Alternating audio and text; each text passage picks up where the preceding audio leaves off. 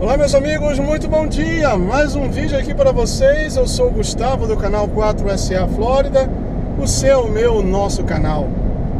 Hoje, quinta-feira, que dia é hoje? Acho que dia 16, né?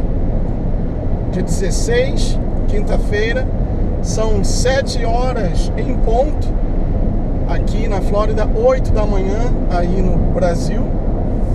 E conforme eu havia dito antes, logo no início do vídeo, aquele vídeo que eu fiz e postei no meu canal no Facebook e também na página O Brasil de Fora do Brasil, falando sobre armas e dízimos, criou sim uma polêmica. Eu gosto de polêmica. Eu não vejo, esse é o meu ponto de vista, eu não vejo nenhum erro ou pecado em ser uma pessoa polêmica, porque a polêmica atiça, aguça o raciocínio e leva as pessoas a debaterem, claro, sem agressões físicas, muito menos verbais, e você conhece outras opiniões. Eu lembro de um professor que no primeiro dia de aula ele falava o seguinte: vamos falar sobre algum tema polêmico aqui. Ele dava um tema e cada aluno emitia a sua opinião, e através da opinião emitida por cada aluno, ele tinha uma noção do quanto a pessoa sabia daquele tema, outros que sabiam um pouco e outros que não sabiam nada. Então ele preparava as suas aulas assim, para que aqueles que não sabiam nada e os que sabiam um pouco se equiparassem ou chegassem ao mesmo nível daqueles que conheciam mais. E as aulas dele eram muito concorridas, eu gostava muito. E a mesma coisa é a polêmica. A polêmica leva a pessoa que não conhece, a pessoa que está de fora, a ouvir diversas opiniões e então chegar à sua própria conclusão. Leva a pessoa a pensar. O Brasil precisa de pensar. Muito bem, vamos fazer algumas distinções aqui. Primeira, dízimo é uma coisa, oferta é outra, completamente diferente. O dízimo teria de ser levado e entregue ao sacerdote para manutenção e mantenimento da casa do Senhor.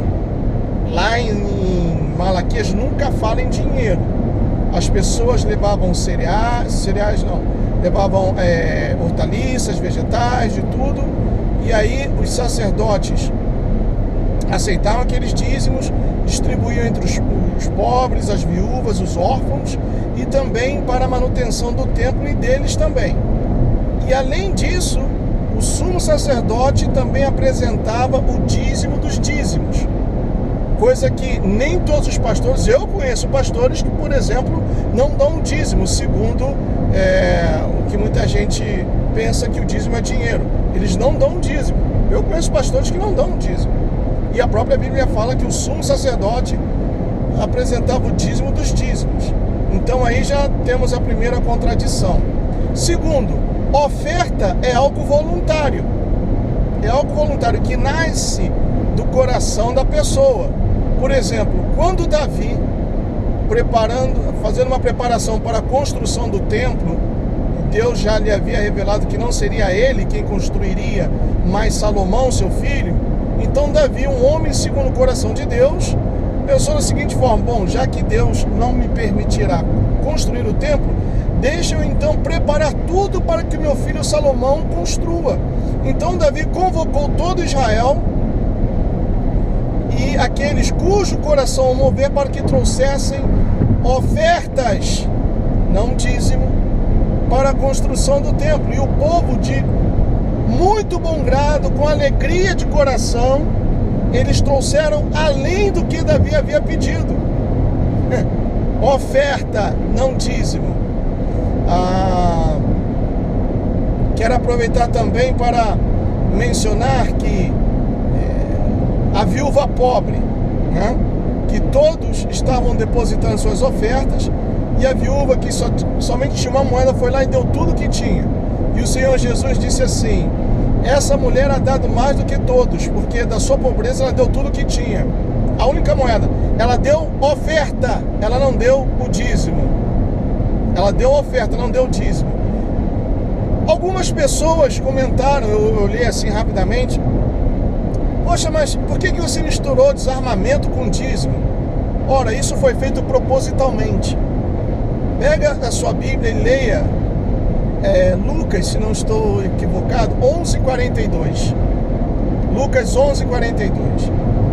E aí você vai ver o Senhor Jesus passando uma reprimenda nos sacerdotes, dizendo o seguinte: vós dais o dízimo do endro, do cominho, mas negligenciais a justiça, e uma outra palavra a qual eu não me lembro agora.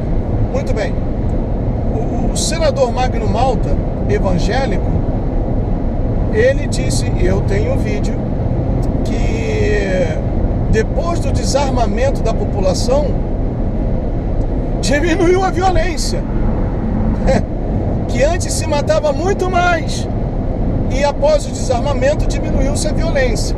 O que comprovadamente, estatisticamente, é um erro crasso. O pastor Silas Malafaia, ele também é contra o cidadão comum ter armas. E ele até, com o dedo em rixa, ele disse que eu quero ver pastor evangélico votando nisso, a favor do armamento da população. Eu quero ver. Ele também é contra. Olha, aqui nos Estados Unidos, eu já tenho a minha. Eu já falei pra vocês, eu comprei uma arma e agora já vou comprar a segunda. Ontem a minha esposa falou, eu também quero uma. E nós somos evangélicos. Você pode pensar que não, você pode me chamar de fariseu, que eu estou enganando, etc. Tudo bem, você tem o direito de emitir a sua opinião. O que importa é o que eu sei que sou e o que Deus pensa a meu respeito. Então, eu vou comprar uma outra. E tem pessoas aqui nos Estados Unidos que tem 3, 4, 5 armas. E o pastor Silas Malafaia é contra. Uma coisa que o meu amigo Nandinho, da página Brasil de Fora do Brasil, comentou, e eu quero colocar aqui para vocês. Alguém aí sabe alguma passagem bíblica ou argumento bíblico, vamos assim colocar, proibindo uma pessoa de ter armas? Coloque então aí no comentário, na parte destinada aos comentários, se você sabe, você é pastor, membro de uma igreja, diácono, obreiro, se você sabe alguma passagem ou argumento bíblico que seja contra o armamento, o cidadão ter armas, eu realmente desconheço. Ao contrário, eu tenho vários argumentos mostrando que sim, o Senhor é o Senhor da guerra. E numa guerra não se ganha com rosas ou soltando pombinha branca da paz. Então vamos ver, né? Coloque aí, por favor, eu gostaria de ler esse comentário. E como eu disse, isso foi feito propositalmente porque eles defendem a população ficar indefesa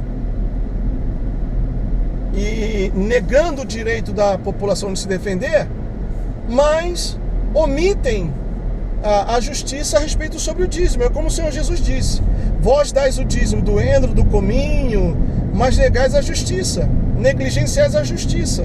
Então, estão negando o direito do cidadão de se defender e continuam pedindo dízimo. Quando, se você pega, outra vez eu apelo para a sua inteligência, pegue a sua Bíblia, vá lá em Malaquias, leia desde o capítulo 3, do versículo 1 até o 10, e aí me diga se alguma parte está escrito que Deus manda dar o dízimo, o dinheiro. Ah, não havia dinheiro, já havia moeda, já havia moeda, já havia moeda. Então, isso não bate, não coaduna. E como foi dito, somente a tribo de Levi, designada por Deus, estava responsável pela coleta dos dízimos. Então, pastor, se você não é descendente da tribo de Levi, você não é um levita. E por não ser um levita, você não é um sacerdote, muito menos um sumo sacerdote. Por isso, segundo a palavra de Deus, não a minha palavra, você não pode receber o dízimo. Agora, o dízimo é uma coisa, a oferta é outra. O dízimo, como já foi dito, era usado para a manutenção da casa de Deus, do templo.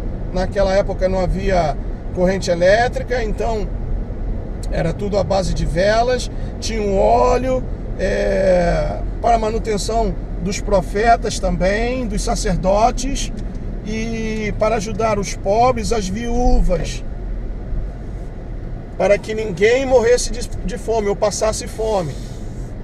Agora, tem gente que utiliza o dízimo, por exemplo, para comprar avião, jatinho, porque precisa de um jatinho para pregar o evangelho. Tendo um jatinho, a pregação fica mais fácil, né?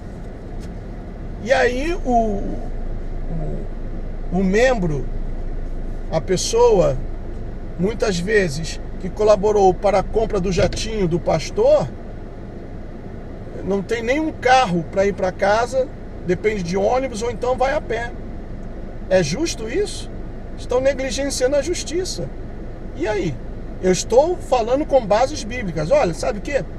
Eu vou fazer um vídeo, sabe aquele vídeo que eu faço aparecendo o meu rosto ali no cantinho da tela, mostrando dentro da palavra de Deus a respeito do dízimo.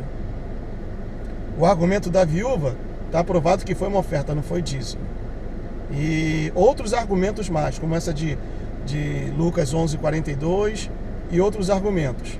Leia Malaquias desde o primeiro versículo até do capítulo 3, desde o primeiro versículo até o versículo 10. E aí você vai ver se realmente Deus está falando de dinheiro. Tá bom? Agora, eu não quero com isso diminuir a sua fé. Eu não quero com isso tirar você da igreja, da sua igreja. Não, a minha intenção não é essa. Como eu já disse, o meu compromisso aqui é com a verdade. Eu não sou o dono da verdade. Eu tenho um compromisso com a verdade. Eu posso estar enganado. Como eu já me enganei quando eu falei que em setembro do ano passado, devido ao ano da Shemitah, que a economia do país ia quebrar e não quebrou. E eu pedi perdão. Eu fiz um vídeo me desculpando. Eu não sou o dono da razão. Mas tem coisas que não dá para calar. Por exemplo, veja lá em Ezequiel capítulo 8, que o próprio Deus mostrou ao seu profeta Ezequiel o que estava sendo feito dentro da casa do próprio Deus, do templo. Um culto pagão, um culto maçônico. Então, sabendo dessas coisas, de coisas erradas que acontecem dentro das igrejas, que são feitas por líderes evangélicos, se eu me calo, eu sou cúmplice também. Não é porque eu sou cristão que eu vou fechar os olhos para o que está sendo feito de errado dentro da igreja evangélica ou do mundo cristão. Não, eu tenho que falar. Porque se eu me calo, eu sou cúmplice. Eu serei um covarde. Eu serei cúmplice. E eu não quero ter as minhas mãos sujas ou minhas mãos ensanguentadas. Eu não quero ser culpado pelo sangue de ninguém. Agora, a minha intenção nunca foi, jamais será, a que você saia da igreja ou causar uma divisão. Mas sim, então, somente de mostrar a verdade. Então, leia a palavra de Deus e deixe aí o seu comentário. Qual o argumento bíblico ou o versículo bíblico que condena de um cidadão ter armas? Deixe aí o seu comentário. Valeu? May God bless each one of you. I'll see you next time. Tchau.